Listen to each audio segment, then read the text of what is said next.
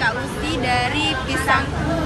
Kak Usi, ini apa sih motivasinya Kak Usi mendaftarkan Pisangku ini di layanan GoPay?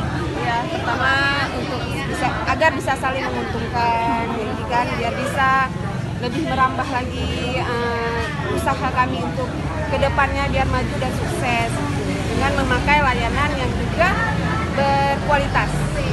Ya, dan untuk apa namanya bisa ikut serta dalam dunia digital ini ya Kak ya, Iya, untuk mengikuti perkembangan zaman juga ya. Iya, zaman milenial ya. Ya, yang mempermudah nanti konsumennya yang mau beli Untuk klien segera bisa melalui GoPay.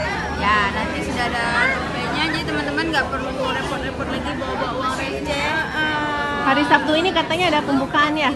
Ya, ini ada seperti ini juga Di Barat masih lagi. Membuka pendaftaran Ya. juga dan sekalian tanya jawab juga bisa, siapa tahu yang mau mendaftar lagi juga bisa ikut mendaftar seperti kami di sini juga. Ya, karena langsung jadi barcode-nya langsung dikasih dan nanti langsung Rame ya situ ya? Luar biasa. Jadi sekarang Mudah-mudahan UKM sukses. ya, UKM di Aceh itu udah punya ini bisa layanan GoPay. Iya, bisa langsung memakai mau dari usaha kecil sampai ke atas semua bisa. Oke, nah teman-teman itu dia wawancara singkat kita dengan owner dari Pisangku.